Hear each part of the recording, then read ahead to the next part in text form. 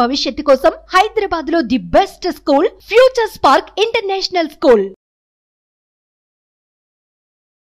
నమస్కారం వంశీ గారు. నమస్కారం సార్.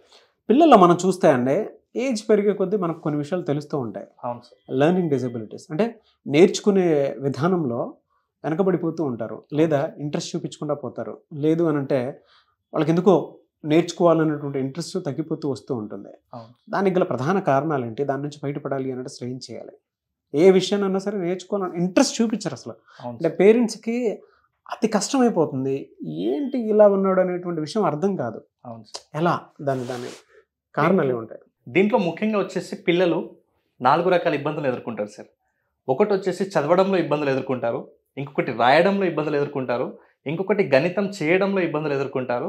నెక్స్ట్ ఎవరైనా అంటే టీచర్ కావచ్చు, ఫ్రెండ్స్ కావచ్చు, ఒక విషయాన్ని వాళ్ళకి చెప్పినప్పుడు వాళ్ళు నేర్చుకుంటారు, కానీ తిరిగి చెప్పడంలో ఇబ్బందులు ఎదుర్కొంటారు సార్. దీన్నే సైకాలజీ భాషలో డిస్లెక్సియా, డిస్గ్రాఫియా, డిస్కాల్కులియా, అలాగే డిస్ఫేసియా అంటారు సార్. ఈ 4 పిల్లల్ని పట్టి పీడిస్తున్న సమస్యలు సార్. అయితే ప్రతి ఒక్కరికి కూడా ఈ సమస్య ఉంటుందని చెప్పలేము, కానీ కొంతమందికి మాత్రం వాళ్ళని ఎంత ప్రయోగించినా, వాళ్ళ మీద ఎన్నిసార్లు చెప్పినా కూడా వాళ్ళు నేర్చుకోలేరు. మనం ప్రతిసారి వాళ్ళ మీద ఒత్తిడి తీసుకొస్తుంటాం, కానీ ఆ ఒత్తిడి తీసుకురావడం కరెక్ట్ కాదు. వాళ్ళకు ఈ లెర్నింగ్ డిజబిలిటీ తోటి ఇబ్బంది పడుతున్న విషయాన్ని పేరెంట్స్, టీచర్స్ తెలుసుకొని వాళ్ళకి సెపరేట్గా చెప్పాలన్నమాట సార్. ఓకే. ఎలా అండి? అంటే ఎటువంటి కారణాలు వాళ్ళకి వెనకబడిపోయేలా చేసే అవకాశం ఉంటుందంటారు? నేర్చుకోలేని పరిస్థితి ఎందుకు వచ్చేస్తుంది పిల్లలు? ఫస్ట్ వచ్చేసి ఇదైతే నేర్చుకోవడంలో ఇబ్బందులు ఎదుర్కొంటున్నారో ఇది వంశపారంపర్యం అంటారు కదా సార్, జెనెటికల్గా అలాంటి సమస్యలు ఎదురైతాయి అనమాట. అంటే వంశపారంపర్యంగా వాళ్ళ ఇంట్లో వాళ్ళ ఫాదర్ కానీ, మదర్ కానీ, వాళ్ళ ఇంకా మిగతా వాళ్ళు ఉంటారు కదా, ఆ వంశపారంపర్యం అంటారు కదా, దాని ద్వారా ఈ లెర్నింగ్ డిజబిలిటీ అనేది వ్యాపిస్తుంది సార్. అంటే పిల్లల మీద ఎఫెక్ట్ చూపిస్తుంది. నెక్స్ట్ వచ్చేసి వెరీ వెరీ ఇంపార్టెంట్ ఏంటంటే, మదర్ ప్రెగ్నెన్సీలో ఉన్నప్పుడు, అంటే శిశువు తల్లి కడుపులో ఉన్నప్పుడు ఏదైతే ఇబ్బందులు, ఆటంకం కలిగినప్పుడు అక్కడ జరిగే ఏదైతే డిస్టర్బెన్స్ ఉంటుందో అది డైరెక్ట్గా శిశువు మీద పడుతుంది సార్. అంటే బ్రెయిన్ సరిగా మెచ్యూర్ అవ్వకపోవడం ఉంటుంది కదా, అది చాలా చాలా ప్రభావితం చేస్తుంది శిశువు పుట్టిన తర్వాత. అంటే ఇది మెయిన్గా తల్లి గర్భంలోనే తను స్ట్రగుల్ స్టార్ట్ అయిపోతాయి అనమాట. అంటే తను వేసుకునే మెడిసిన్ నుంచి కావచ్చు, లేదనుకుంటే తను ఇంకా వేరు సిచ్యువేషన్స్ ఉంటాయి. జస్ట్ సిచ్యువేషన్ ఏమంటే, తను ఫర్ ఎగ్జాంపుల్ ప్రెగ్నెంట్ ఉన్న లేడీ వేరే రకమైన ఎన్విరాన్మెంట్లోకి వెళ్ళినప్పుడు అక్కడ కొన్ని రకాలమైన విషవాయువులు ప్రదర్శించే ప్లేసెస్ చాలా ఉంటాయి. అలాంటి ప్లేస్లో తను వెళ్ళినప్పుడు ఒక రకమైన సెన్సేషన్ వస్తుంది సార్ ప్రతి మనిషికి కూడా. అంటే మనము ఏమైపోతుందంటే అక్కడ మనకే ఎక్కువ సమయం ఉండబుద్ధి కాదు. అలాంటి టైంలో ఏమవుతుందంటే హార్మోన్స్ ఇంబ్యాలెన్స్ అవుతుంటుంది, అంటే ఒక రకమైన ఉద్వేగానికి లోన్ అవుతుంటారు. సో అలాంటి సిచ్యువేషన్లో తల్లి ఏదైతే అన్కంఫర్ట్గా ఫీల్ అవుతుందో, సేమ్ కడుపులో ఉన్న బిడ్డ కూడా అలాంటి అన్కంఫర్ట్నెస్ ఫీల్ అవుతారు. కాబట్టి అది మెదడు మీద చాలా ప్రభావితం చేస్తుంది. కాబట్టి ప్రతి పేరెంట్ అంటే బయట నుంచి వచ్చేటువంటి ఫారెన్ పార్టికల్ ఒంటి మీద ఎప్పుడైతే మదర్ ప్రెగ్నెన్సీతో ఉన్నప్పుడు తను ఏ రకమైనటువంటి ఫీలింగ్ని, అంటే సింపుల్గా చెప్పాలంటే నాజియా, వామిట్ ఫీల్ వచ్చినప్పుడు బాడీ ఏ విధంగా అయితే అయిపోతూ ఉంటుందో అది వెంటనే పిల్లల బ్రెయిన్ మీద ఎఫెక్ట్ పడే అవకాశం ఉంటుంది. దానివల్ల కూడా పిల్లలకి అట్లాంటి డిజబిలిటీస్, లెర్నింగ్ డిజబిలిటీస్ వచ్చే అవకాశం ఉంటుంది. కాబట్టి రూట్ ప్రాబ్లం ఇది చాలా. Thank you sir. కాబట్టి ప్రెగ్నెన్సీ ఉన్నప్పుడు ఎక్కువగా అలాంటి ప్లేసెస్కి వెళ్లకుండా ఉండాలి. ఇంకొకటి స్ట్రెస్గా, యాంగ్జైటీగా, డిప్రెషన్గా పేరెంట్ అస్సలే ఉండకూడదు అనమాట. తల్లి ఈ విషయాల పట్ల ఖచ్చితమైన జాగ్రత్తలు తీసుకోవాలి, ఎందుకంటే కడుపులో ఉన్నటువంటి శిశువు మీద ఎఫెక్ట్ పడుతుంది. నెక్స్ట్ వచ్చేసి పుట్టిన తర్వాత కొంతమంది ఏమంటే ప్రీమెచ్యూర్ బేబీ అని పుడతారు. అలాంటి వాళ్ళకు కూడా బ్రెయిన్ ఫంక్షనింగ్ అనేది కరెక్ట్గా ఉండదు. అట్లాంటి టైంలో కూడా పిల్లలకి ఈ లెర్నింగ్ డిజబిలిటీ వచ్చే అవకాశం ఉంటుంది సార్. కాబట్టి పిల్లలు పుట్టిన తర్వాత కూడా అలాంటి డిజబిలిటీస్ రాకుండా జాగ్రత్త పడాలి. ఇంకా ముఖ్యంగా వచ్చేసి పుట్టి పెరిగే క్రమంలో ఏదైనా కొన్ని ఇంజురీస్ జరుగుతుంటాయి. ఇంజురీస్ జరిగినప్పుడు, అంటే తలకి ఏదైనా బలమైన గాయాలు తగినప్పుడు కూడా పిల్లలు ఒక రకమైన డిప్రెషన్లోకి వెళ్ళిపోతారు. ఆ టైంలో కూడా వాళ్ళకి ఆ లెర్నింగ్ డిజబిలిటీస్ వచ్చే అవకాశం ఉంటుంది. ఇంకా ఎప్పుడెప్పుడు వస్తుందంటే ఎన్విరాన్మెంట్ సార్, ఫ్యామిలీ ఎన్విరాన్మెంట్ కూడా. అంటే ఫ్యామిలీ ఎన్విరాన్మెంట్ సరైన పోషకాహారం అందించకపోవడం ఫ్యామిలీలో, లేదనుకుంటే మంచి మోటివేషన్ లేకుండా ఉండడం, ఇలాంటి ప్రాబ్లమ్స్ ఉన్నప్పుడు కూడా తన లెర్నింగ్ డిజబిలిటీస్ ఆటోమేటిక్గా తనకు వచ్చేస్తాయి. ఎందుకంటే తనకు అవేర్నెస్ ఉండదు. అలాంటి సిచ్యువేషన్ పేరెంట్స్ కల్పించకపోతే ఈ అబ్బాయి కూడా నేర్చుకోవడంలో వెనకబడిపోతాడు.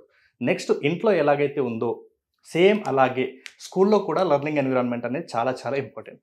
ఎందుకంటే టీచర్లు అందరికీ ఒకే రకంగా చెప్తే ఎవరైతే ఈ లెర్నింగ్ డిజబిలిటీస్ ఉన్నారో వీళ్ళు నేర్చుకోవడంలో చాలా ఇబ్బందులు ఎదుర్కొంటారు. మనం ఇంతకు ముందు ఒక వీడియో చేసాం సార్, విజువల్ ఆడిటరీ కైనెస్థెటిక్ పర్సన్స్ని ఎలా అర్థం చేసుకోవాలి, ఎలా చెప్పాలని చేసాం కదా. సేమ్ అలాంటి మెథడ్సే టీచింగ్ మెథడ్స్లో కూడా వాడాలి. ఎవరైనా అలాంటి స్పెషల్ నీడ్స్ ఉన్నటువంటి పిల్లలు ఎవరైతే ఉంటారో వాళ్ళు ఈ డిజబిలిటీ ఉంది అని టీచర్స్కి తెలిసితే అప్పుడు వాళ్ళు ఆ లెర్నింగ్ స్టైల్ అనేది మార్చాలి. లెర్నింగ్ స్టైల్ మార్చి వాళ్ళకు ఏ రకంగా చెప్తే అర్థమవుతుందనే విషయాన్ని స్టూడెంట్స్కి ఈజీగా అర్థమయ్యేటట్టుగా స్కూల్లో ఆ ఎన్విరాన్మెంట్ ఉండాలి. అంటే చాలామందికి ప్రతి టీచరు మీకు కనుక అంటే కొంతమంది పిల్లల్లో లెర్నింగ్ ఎబిలిటీ కానివ్వండి, లేదంటే కొన్ని విషయాల మీద ఆసక్తి ఉండదు, లేదా వినేటప్పుడు కానివ్వండి, చూసేటప్పుడు కానివ్వండి, అండ్ కొన్నిసార్లు తెలియకుండానే ఒక్కొక్క మోడ్లో పిల్లలు పెరుగుతూ ఉంటారు. కాబట్టి మీరు చూసిన తర్వాత ఇది అని అబ్జర్వ్ చేసిన తర్వాత పేరెంట్స్కి మీరు కన్విన్స్ చేసి విషయం ఇలా ఉంది అని చెప్పేసి చెప్తే చాలా మంచిది. దానివల్ల వచ్చే అడ్వాంటేజ్ ఏంటంటే ఒక పిల్లాడికి కనుక డిజబిలిటీ ఉంది అని అంటే క్లాస్ మొత్తాన్ని ఆ పిల్లాడి పాయింట్ ఆఫ్ వ్యూ నుంచి మీరు చెప్పలేరు. బట్ పేరెంట్కి కనుక మీరు చెప్తే పిల్లల్ని మీరు బాగా చేసినటువంటి వాళ్ళు అవుతారు. సో పిల్లల్లో 3 టైప్స్లో చెప్తే ఏ విషయం ఉన్నా సరే అర్థమవుతుంది. లాస్ట్ టైం వంశీ గారు చెప్పడం జరిగింది. మా పేరెంట్స్ ఈ వీడియో చూస్తే అందరికీ షేర్ చేయండి దయచేసి. 1 ఆడిటరీ, అంటే మనం ఏదైనా విషయం చెప్పి బాబు నువ్వు ఇది నేర్చుకుంటే బాగుంటుంది, అలా చేస్తే బాగుంటుంది, ఇలా చేస్తే బాగుంటుంది అనేటువంటి విషయాన్ని చెప్తే వెంటనే అర్థం చేసుకొని వింటారు. అంటే మనం చెప్పేదాన్ని బట్టి వాళ్ళు వింటర్ స్టార్ట్ చేస్తారు. 2 జనరల్గా విజువల్ పెట్టి నేర్పిస్తూ ఉంటారు ఏదైనా నేర్పించాలి అనుకున్నప్పుడు. సో దాన్ని విజువల్ మోడ్లో చెప్తేనే అర్థమవుతూ ఉంటుంది. అంటే సీన్ టు సీన్ చెప్తే విషయానికి తగ్గట్టు ఇంట్రెస్ట్ క్రియేట్ చేసి చెప్తే స్టోరీ టెల్లింగ్ లాగా చెప్తే డెఫినెట్గా వాళ్ళు వింటారు. సో కట్టే కొట్టే తెచ్చిలా అని కాకుండా. 3 కైనెస్టిక్, అంటే కొన్నిసార్లు కొన్ని విషయాలు మనం చెప్పేటప్పుడు పిల్లలకి అది ఎక్కకపోవచ్చు. సో ఎక్కడన్నా సపరేట్ ప్లేస్లోకి తీసుకువెళ్ళి పిల్లల్ని కనుక కూర్చోబెట్టి చెప్తే దానివల్ల డెఫినెట్గా అడ్వాంటేజెస్ ఉంటాయి. అంటే కొన్ని విషయాలు ఇప్పుడు మనం స్పిరిచువల్ ప్లేసెస్కి వెళ్ళినప్పుడు అక్కడ ప్రశాంతత ఏ విధంగా అయితే కోరుకుంటామో అలాగే పిల్లల్లో కూడా మన ఇంట్లో వాతావరణం నచ్చినప్పుడు వేరే చోటుకి తీసుకువెళ్ళి కొన్ని విషయాలు చెప్పి అర్థం చేసుకునేలాగా చెప్తే ఆసక్తి పెరిగే అవకాశం ఉంటుంది. నిజంగా సార్, అంటే మీరు చెప్పినట్టు ప్రీవియస్ వీడియోలో చెప్పినటువంటి content really good. Hats off to you. Thank you sir. Next వచ్చేసి ప్రతి స్టూడెంట్ కూడా ఎక్కువగా ఎమోషనల్ అవ్వకూడదు సార్. ఎక్కువ ఎమోషనల్ అయినప్పుడు వాళ్ళకు అంటే స్ట్రెస్గా, యాంగ్జైటీగా, డిప్రెషన్గా ఫీల్ అయినప్పుడు స్టడీస్ మీద ఇంట్రెస్ట్ ఉండదు, కాన్సన్ట్రేషన్ ఉండదు, వాళ్ళకి మోటివేషన్ కూడా కరెక్ట్ ఉండదు. ఇలాంటి టైంలో కూడా వాళ్ళు ఎవరైతే ఎక్కువగా ఈ ఎమోషన్ని తట్టుకోలేక ఉంటారు కదా, వీళ్ళు కూడా లెర్నింగ్ డిజబిలిటీని కోల్పోతారు. నెక్స్ట్ మెయిన్ వచ్చేసి మనం దాని మీద ఎక్కువ రీసెర్చ్ చేస్తాం కాబట్టి ఈజీగా చెప్పగలుగుతున్నాం సార్. ఎవరైతే న్యూరాన్ ఇష్యూస్ ఉంటాయి సార్ చాలామంది పిల్లలకి, అంటే పుట్టిన తర్వాత కూడా, ఎందుకంటే బ్రెయిన్ ప్రాసెసింగ్ కానీ, ఆ న్యూరాన్స్ మధ్య కనెక్షన్ కానీ, ఆ స్పీడ్ కానీ వాళ్ళు ప్రాక్టీస్ చేయరనమాట. నేను అదే చెప్తాను, మెమొరీ అనేది ఒక స్కిల్, దాన్ని ఎవరైనా పెంచుకోవచ్చు విత్ ప్రాక్టీస్. కాబట్టి కొంతమందికి అలాంటి ఇష్యూస్ ఉండడం వల్ల కూడా వాళ్ళకి లెర్నింగ్ డిజబిలిటీ వస్తుంది. ఒకవేళ అలాంటి వాళ్ళు ఎవరైనా ఉంటే ఖచ్చితంగా మన క్లాసెస్కి అటెండ్ అవ్వండి, వాళ్ళు ఫ్రీ అయిపోతారు. ఓకే. నెక్స్ట్ మెయిన్ ఇంపార్టెంట్ ఏంటంటే లాంగ్వేజ్ సార్. పిల్లలకి చిన్నప్పటి నుంచి కూడా లాంగ్వేజ్ అనేది సరిగా రాదు. ఎందుకంటే మనం ఎదుగుతున్నప్పుడు ఆ స్టడీస్లో మనం పర్ఫెక్ట్గా ఉండాలి అంటే ఖచ్చితంగా లాంగ్వేజ్ అనేది ఇంపార్టెంట్. ఎందుకంటే మనం చదవాలన్నా, రాయాలన్నా, మిగతా మనం ఒక దగ్గర మాట్లాడాలన్నా, ఒకరికి ఏదైనా విషయం చెప్పాలంటే కూడా ఖచ్చితంగా మనకు ఆ చదవడం అనేది వచ్చి ఉండాలి మాట్లాడడం ద్వారా. కాబట్టి పేరెంట్స్ ఖచ్చితంగా దాని మీద ఫోకస్ చేయండి, పిల్లలకి లాంగ్వేజ్ నేర్పించాలి అని. ఎందుకంటే లాంగ్వేజ్ అనేది చాలా మ్యాండేటరీ అవుతుంది మన స్టడీస్ మీద.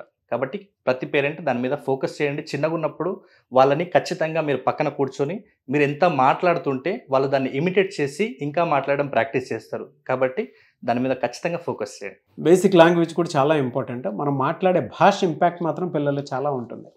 దానివల్ల పిల్లలు ఏదైనా నేర్చుకోవడానికి అవకాశం ఉండేలా ఉంటుందన్నమాట.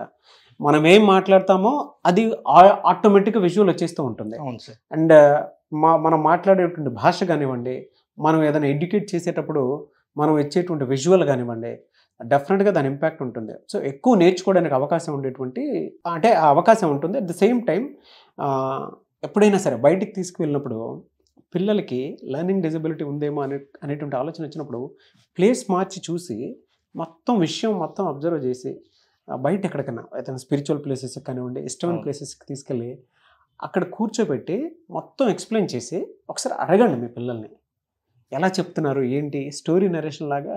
అంటే మీరు మొత్తం ఎక్స్ప్లెయిన్ చేసి కూర్చోబెట్టి ఇలా కొండ ఉంది ఏది ఉంది అంటే బయటకి ఎక్కడికైనా తీసుకెళ్ళినప్పుడు అడగండి కూర్చోబెట్టి. నరేషన్ బాగా చెప్తున్నాడు అనుకోండి, దాన్ని బట్టి మీరు అర్థం చేసుకోవచ్చు. సో మా వాడి కనెస్టిక్ అంటే లెర్నింగ్ డిజబిలిటీలో ఈ ప్రాసెస్లో ఉన్నాడు అంటే మేము ఇక్కడి నుంచి వేరే చోటుకి వెళ్ళి ఏదైనా సరే విషయం చెప్పాలి అన్న, నేర్పించాలి అన్న ఇంట్రెస్ట్ క్రియేట్ అయ్యేలా ఉండే చేస్తే వాళ్ళు డెఫినెట్గా ఫార్మేట్లోకి వచ్చి వింటారు అనేటువంటి ఆలోచన మీకు వచ్చేస్తుంది. సో అలా మీరు దాన్ని ఓవర్కమ్ చేయడానికి అవకాశం ఉంటుంది. అంతే కదా సార్? అవును సార్, 100%. ఎలా సార్ అంటే దీన్ని ఓవర్కమ్ చేయాలి అంటే పేరెంట్స్ ఏం చేయాల్సినటువంటి అవసరం ఉందంటే ముఖ్యంగా దీన్ని ఓవర్కమ్ చేయాలంటే సార్ వీళ్ళకు ఇండివిజువల్ ఎడ్యుకేషన్ ప్లాన్ అనేది చేయాలి. అంటే ప్రతి విద్యార్థితో పాటు అంటే క్లాస్లో ఒక 30 మంది ఉన్నారంటే ఈ 30 మందికి చెప్పిన మెథడ్స్ వీళ్ళకి మీద ఫాలో చేస్తామంటే వర్కౌట్ అవ్వదు. వాళ్ళు ఇంకా లోనికి వెళ్ళిపోతుంటారు స్టడీస్లో, వాళ్ళు ఎప్పుడు కూడా ముందుకు రాలేరు. కాబట్టి వాళ్ళకు ఇండివిజువల్గా ఎడ్యుకేషన్ ప్లాన్ రెడీ చేయాలి, టీచర్స్ కానీ లేదంటే పేరెంట్స్ కానీ చేసి వాళ్ళని ముందుకు తీసుకెళ్ళాలి.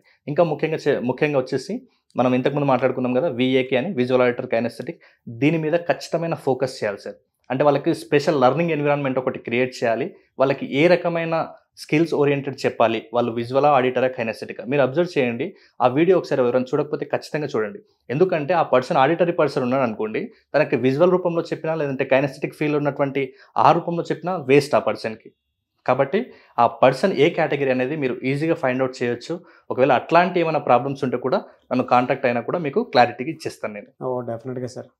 ఎనీవేస్ చాలామంది పిల్లల్లో ఉండే మనం కొన్ని డిజబిలిటీస్ చూస్తూ ఉంటాము. లేదంటే ఫోకస్డ్గా ఉండరు, కాన్సన్ట్రేట్ చేయలేరు, లేదంటే పిల్లలు ఇష్టం వచ్చినట్లు బిహేవ్ చేస్తూ ఉంటారు, అతి కోపాన్ని ప్రదర్శిస్తూ ఉంటారు, ఇంట్లో పెద్దవాళ్ళ మాట వినకుండా ఉంటూ ఉంటారు. అటువంటి వాళ్ళు మిమ్మల్ని అప్రోచ్ అవ్వాలి అని అంటే, మీ దగ్గర కౌన్సిలింగ్ తీసుకోవాలి అని అంటే ప్రాసెస్ ఏంటి, అండ్ దాంతోపాటు ఆన్లైన్ కోర్స్ ఏమైనా ఉందా? అవును సార్, ఎవరైనా అపాయింట్మెంట్ తీసుకోవాలంటే ఇక్కడ స్క్రీన్ మీద కనబడే నెంబర్కి కాల్ చేయండి, మా టీం మీకు వివరాలు అందిస్తుంది. అండ్ ఎవరైనా క్లాసెస్కి అటెండ్ అవ్వాలంటే కూడా ప్రతి సండే కూడా ఒక డెమో కండక్ట్ చేస్తాం, ప్రతి మండే ఒక న్యూ బ్యాచ్ స్టార్ట్ చేస్తాం. సో క్లాసెస్కి డెమోస్ విన్న తర్వాత మీరు క్లాసెస్లో కూడా అటెండ్ అయితే ఇంకా ఇలాంటి నాలెడ్జ్ చాలా తీసుకుంటారు. ముఖ్యంగా మీరు ఇబ్బందులు పడుకుంటూ అట్లే కంటిన్యూ చేయకండి. ఒక సమస్య ఉందంటే దానికి ఖచ్చితమైన పరిష్కారం కూడా ఉంటుంది. కాబట్టి మీరు అలాగే మీ పిల్లల్ని ఇబ్బంది పడుకుంటూ వాళ్ళు ఇంకా అట్లాగే చూద్దాంలే తర్వాత చూద్దాంలే అని కాకుండా వాళ్ళని స్ట్రెస్ ఫ్రీ చేసేయండి. ఆ ఎడ్యుకేషన్లో ఇబ్బంది పడకుండా వాళ్ళు సాఫీగా ఒక స్టడీస్ని అంటే ఇబ్బందిగా కాకుండా ఫ్రీగా వాళ్ళు చదువు అంటే ఆసక్తి పెంచుకునేలా చేయాల్సిన బాధ్యత ప్రతి ఒక్కరి మీద ఉంది. కాబట్టి వాళ్ళని ఇబ్బంది పెట్టకుండా మీరు వాళ్ళ సమస్య ఏదైతే ఉందో దాన్ని పరిష్కారం చేయండి. ఎనీవేస్ థ్యాంక్ యూ అండి, thank you so much Vamshi గారు. Thank you sir. చూసారు కదండి ఈ వీడియోపై మీ అభిప్రాయం కమెంట్ బాక్స్లో పోస్ట్ చేయండి. ముఖ్యంగా మీరు కనుక వంశీ గారి అపాయింట్మెంట్ కావాలి అనుకుంటే స్క్రీన్ మీద మీ కాంటాక్ట్ నెంబర్ కనిపిస్తుంది, దాన్ని మీరు కాల్ ఆర్ మెసేజ్ వాట్సాప్ చేసి వెంటనే ఎన్రోల్ చేసుకోండి. అండ్ మెమరీ పవర్ టెక్నిక్కి సంబంధించినటువంటి ఆన్లైన్ ఆఫ్లైన్ క్లాసెస్ కావాలి అనుకున్నా కూడా స్క్రీన్ మీద కనిపిస్తున్న నెంబర్కి సంప్రదించండి. మీ పిల్లల్లో తెలియకుండానే మెమరీ పవర్ తక్కువ ఉంటుంది. దయచేసి వీడియో చూసిన తర్వాత వీడియోని షేర్ చేయండి, కింద కామెంట్ బాక్స్లో పోస్ట్ చేయండి. మీ పిల్లలకు సంబంధించినటువంటి ప్రాబ్లమ్స్ ఏదున్నా సరే వాటి మీద మేము వీడియో చేయడం జరుగుతుంది. ఆ విధంగానే సరే మీరు అప్రోచ్ అవ్వండి. అండ్ ఒకవేళ అపాయింట్మెంటే కావాలి అనుకునేటువంటి వాళ్ళు ఎవరైతే ఉంటారో స్క్రీన్ మీద వంశీ గారి కాంటాక్ట్ నెంబర్ కనిపిస్తుంది, దానికి మీరు కాల్ ఆర్ మెసేజ్ వాట్సాప్ చేసి వెంటనే ఎన్రోల్ చేసుకోండి. అండ్ ఈ వీడియోని లైక్ చేయండి, షేర్ మాత్రం తప్పకుండా చేయండి. ఇలాంటి మరిన్ని వీడియోస్ కోసం మా ఛానల్ ఫాలో అవ్వండి. Thank you.